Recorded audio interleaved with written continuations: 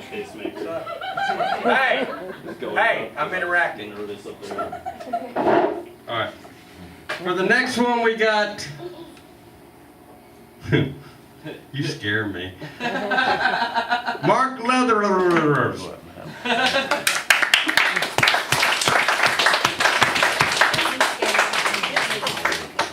Keep it going for David's anus. Ennis. Sorry. No matter. Hold on, I have a set list. Yeah. What's up? What's the tag say? Oh wait, no, this isn't a set list. Bye. This is a notice to appear in the Butte County Court. Oh shit, I have to be there tomorrow. That's not funny. It really is, actually. Don't drink and drive, people. Don't drink and drive. No one's laughing at that. You guys just feel bad for me. Shit, thanks. You know what the best part about looking like me is? Homeless people don't ask me for shit. Like they'll come up to me, right? Or I'll be walking by, they're usually on the ground, they make eye contact, and you know the question, and I just cut them off like mid-sentence. Be like, hey, you got any change? They're like, no, I was gonna ask you for change. Yeah, I know, you got a cigarette? That's usually the follow-up, right? I know, I was gonna ask you for that. Yeah, I know. So I'm gonna go home now.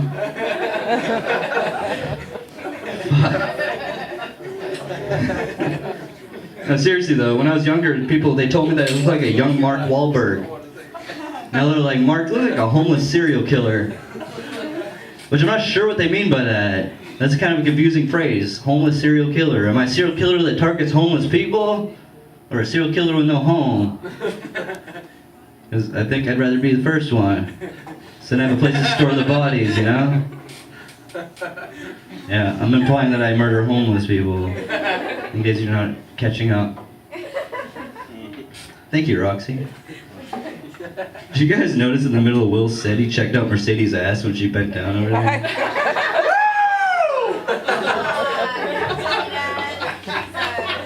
Just saying, I saw it, Will. I saw it.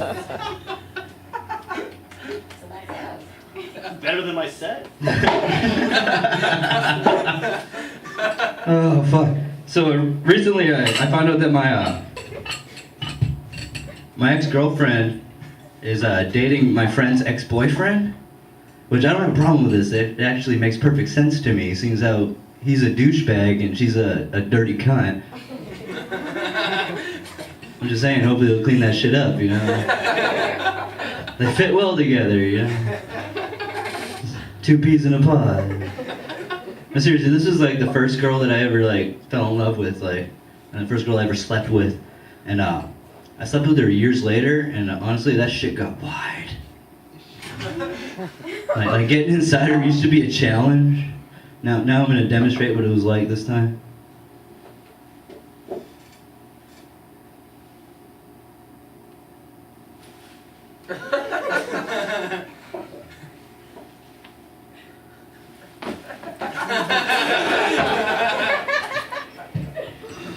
I'm saying she's a slut. In case you didn't catch on. No, it was weird. I was inside her, running into old friends from high school and shit. And, what's up, dude? I haven't seen you in years. How you doing? There's just like a baby in there. It was weird. No one's laughing at that. There was a baby in there. That was funny. Well, fuck you guys too. Fuck. So, they say cats have 9 lives, but kittens die when you stomp on them. Usually people groan at that one, they don't laugh at that. You guys don't like the baby in the vagina, but you guys are like, yeah, stomp on kittens, that's cool. No, you think that's bad. Usually people groan at that one. The other day I heard this girl, she's like, who let the cat out of the bag? It was a bad thing. I want to know who put the cat in the bag. So they're kind of fucked up in the head. Granted, it makes it easier to stomp on them.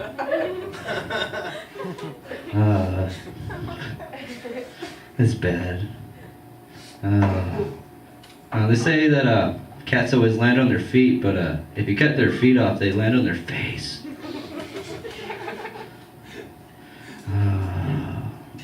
Seriously, groaning at my own joke. So fuck. I probably should have wrote something down, like a set list of some sort. Actually, I wrote this yesterday. It's like, you guys know, like, that like Korean dude singing the song, like Open Gundam Style or whatever. Like, yeah. Gundam Style! Yeah, Gundam Style. Favorite Yeah. song. Yeah, I came up with like a remix of that song, you know? Like, hey, sexy lady, it's the morning after. Oh, oh, oh, broken condom style. Get it? Yeah. It's the condom, bro. Now she has to take a morning after pill. It's fun when you explain, Joe. I love doing that. So, recently I've been picking my dad up from anger management classes, which is really weird because he's always pissed off after. I go pick him up. I'm like, hey Dad, how was class? He's like, fuck you, Mark, you're an accident. It's like, but Dad, I'm a twin. I'm like, I really am a twin. He's like, but your brother was plaid. But no, seriously, I am a twin though. Like, it's kind of cool being a twin. People, they ask you stupid questions when you're a twin, you know, like, what's it like being a twin? I'm like, I don't know, what's it like not being a twin? Can you tell me? I don't fucking know. They're like, are you the good twin or the evil twin? So I stab them? I don't know, guess. But seriously though, they're like, what's it like being a twin? And I'll tell them, when I'm in a good mood, I'll be honest, you know, it's like never having to search for a soulmate. Someone that gets you on all levels, no matter what. But you can't fuck them. Some people applauded that joke once. That was ridiculous. I think they wanted me to fuck my brother. Like, oh, just go do it. Marriage equality. Incest, like the Bible, right? Woo! Like the good Bible intended. Yeah. You can, like, people getting raped by their daughters. You guys ever read that book? It's fucking crazy. Seriously, you know, I actually got bored at work. I read the whole Bible. And I have one question after reading that whole book, and it was, what? What? Holy. Then I read the Book of Mormon, and after that, it was like fucking, what? Jesus Christ. Actually, I had a couple Mormons knock on my door the other day, and I felt bad because I really wanted to fuck with them, but they were so nice. Like normally I'd just mess with them because do you guys know how they explain black people in the Book of Mormon? I'm not even making this shit up. Okay, black people, according to the Book of Mormon, black people were made because they were the descendants of Cain, the first murderer. So God cursed their skin and made them black. And then through ancestry, that's where black people came from, because they have to repent for their sins. But they can become white. It says that in this book. They can literally, if they repent their fucking pre-murder, whatever, they can become white. And apparently there's only been one black person to do this in history, and it was Michael Jackson. I didn't even know he was a Mormon. Now seriously though, I got this great idea. I want to start dressing up like a Mormon, just riding door to door, selling cocaine. No one expects the Mormons. Just knocking on people's door, laying down heavy hints like Joseph Smith rode a white pony. Yeah. Fuck. I need to get the cocaine first to actually follow through with it. How much time do I have? Who the fuck is even timing me? I don't know. Me. You? You got a minute. I got a minute? Yeah. Alright. So my penis is long and skinny. And it's because when I first learned how to masturbate, I was convinced you did it like this. That's a Play-Doh joke, come on. I wrote that joke when I was like 7. It usually gets a bigger laugh. You already stole my fucking one-liner and shit that I usually end on, you asshole. Do it again. Do it again? No, what do you get across a crackhead and a tweaker? Fuck you, Will. That's what you get.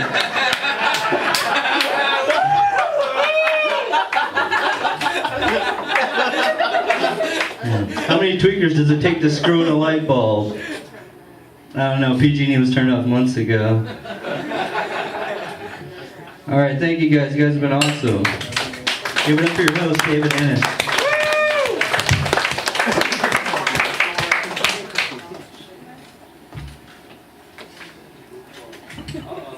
I had a list that didn't do me a bit of good. I'm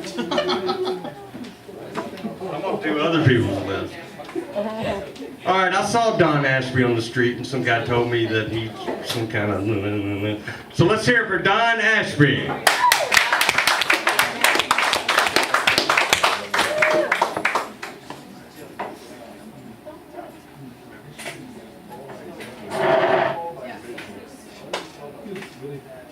All right, I hope you guys like jokes about shoes. So I got some shoe jokes.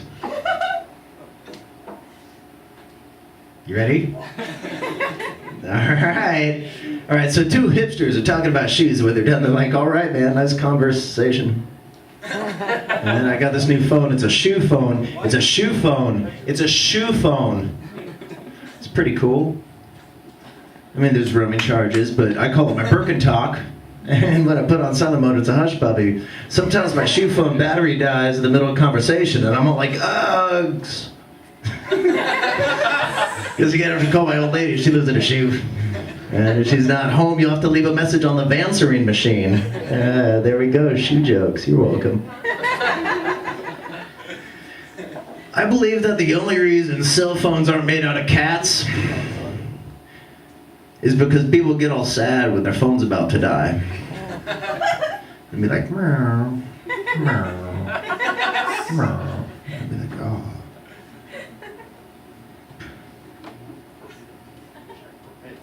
Be a disposable calico, just like the drug dealers use. All right.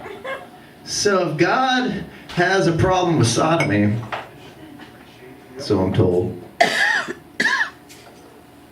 why do penises fit in buttholes? I guess really, like, why are we designed differently? Why is the butthole not like a shower head where there's a bunch of not penis-sized holes and we just take like Play-Doh poos? Or just a huge cavernous like hole, like a basketball on the backside of us, just like, you know, like a truck with a tarp not tied down all the way, and shit's just flying out on the freeway, you know, someplace where you can tuck in with a good book.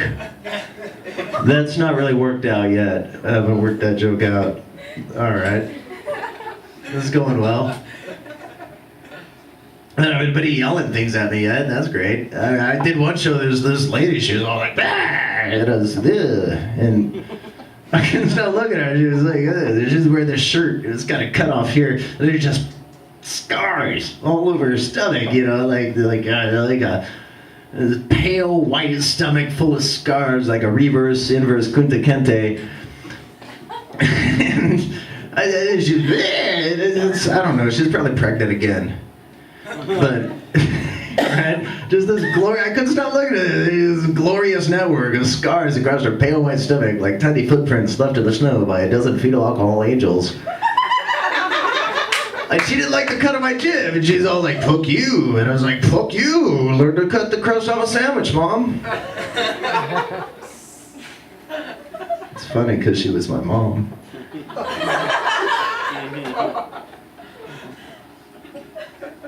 I used to think I was clever with words. I'd get in an argument with my dad. He'd be like, brr, and he'd be like, make me angry. And I'd tell him, Dad, you're acting like an asshole. And I thought I was being clever because I didn't technically call him an asshole. I said he was acting like an asshole.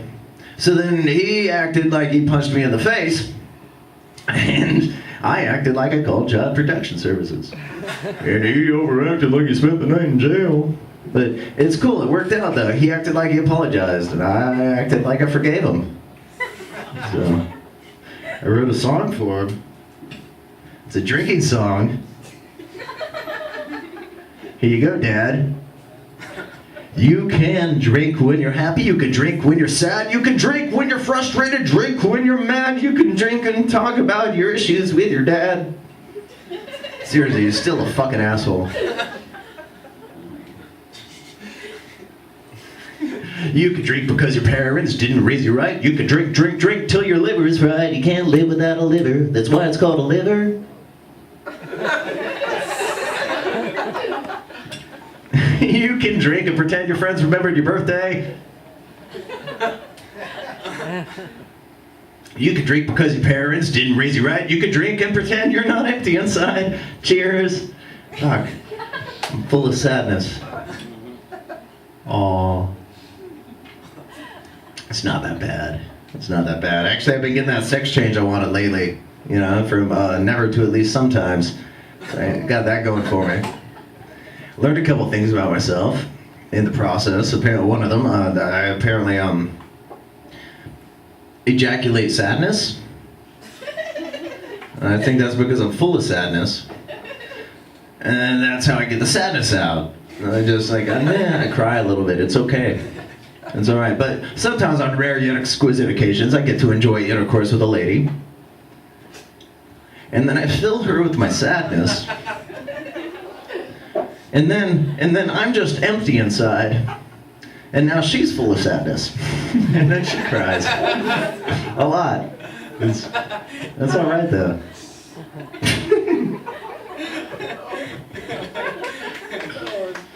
Oh God, what am I doing up here?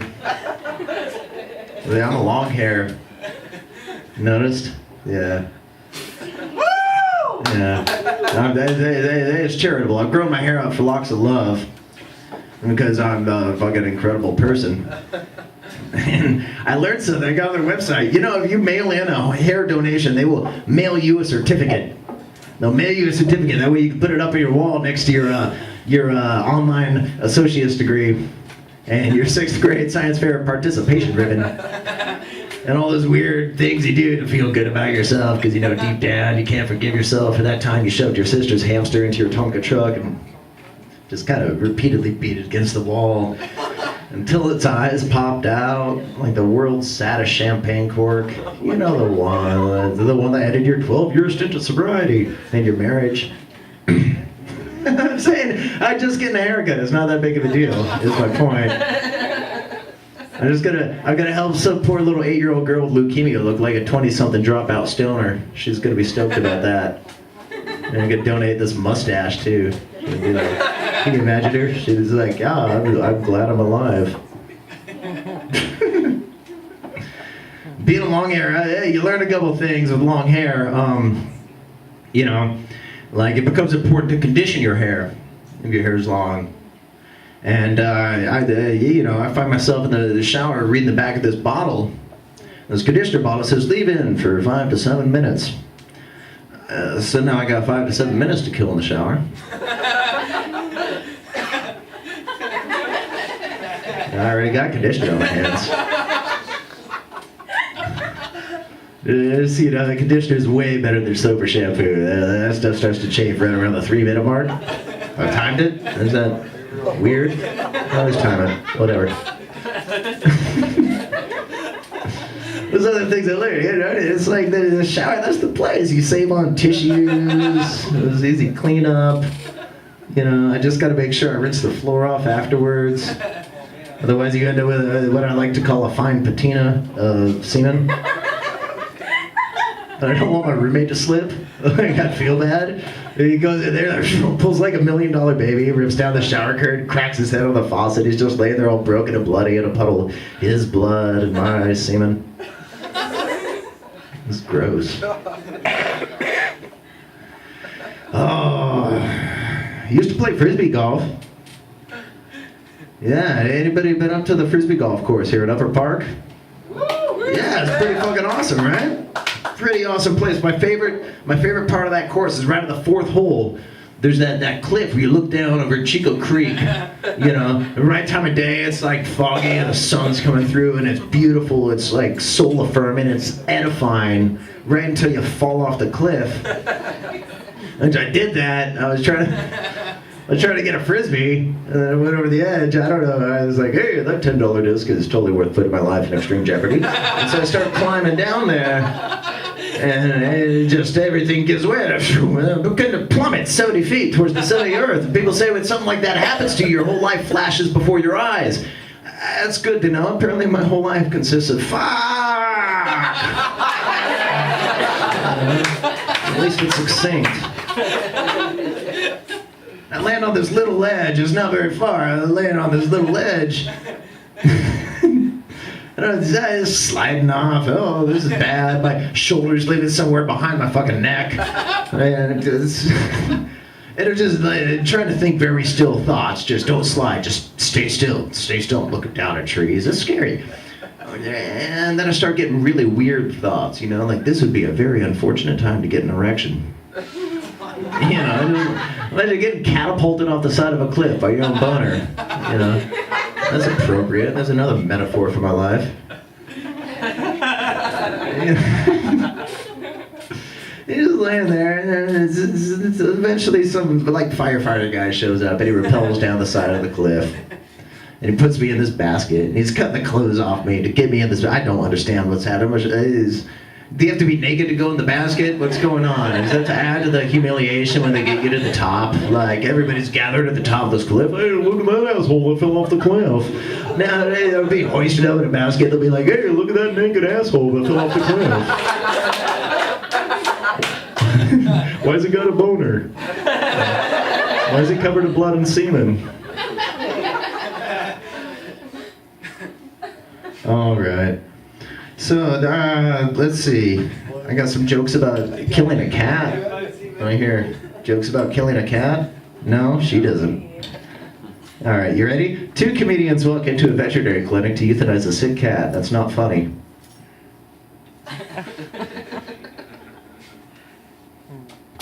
Or was it? It was just really sad. It was more than it is a bummer. But the vet that was actually killing my cat, this was weird. She was like, really hot. And that's a weird mixture of emotions. You know, you got your dying animal in your arms. You're like,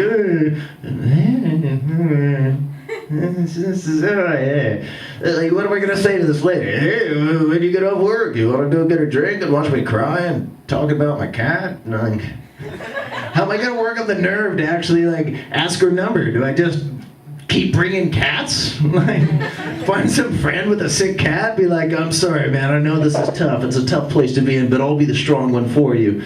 I'll be the strong one. I'll do it for you. And just bring it. Hey, lady, I found another one. It's like in a pillowcase. They give you options when you euthanize your cat. You can get a private cremation. Or a mass cremation. They have a mass cremation option. I didn't know that. What is that? Like fucking 9 Labrador retrievers with my cat thrown on top, and they just burn like the world's saddest doggy pile, and Miss Silver's on top. That just burning like that's. Do they at least stir the ashes? That way I get like 10%. My cat. You know, is that somebody's job to wake up in the morning? Like alarm clock goes off at 6 a.m. And he's all like, "Oh, time to stir the cat ashes." And he gets up and he grabs his favorite stirring stick, and he loves his job. He's really into it. It stirs him up. Yeah. But cremating a cat's expensive. I had to go home afterwards and tell my other cat that she's not getting the same treatment. I felt bad, but I was like, I'm sorry, Miss Gray, but when you go, you're going in a shoebox. And that's... Maybe we'll like light it on fire and kick it across the creek like some weird Viking cat ceremony. I don't know. Or ding dong ditch it. Just leave it on somebody's doorstep, light it on fire. You know, some poor little girl will have to answer the door, stomp it out. She'll be confused. It'll be funny. All right, I'm done. Have a good night, everybody.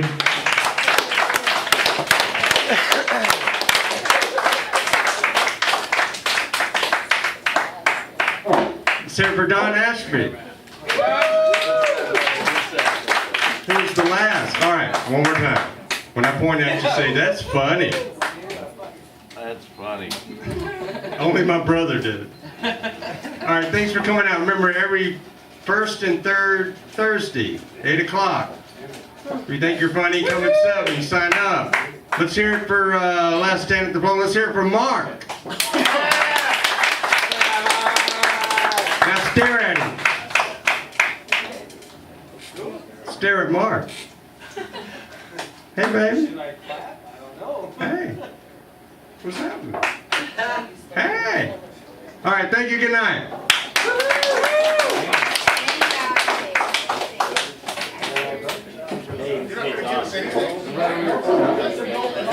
Hey, Tom.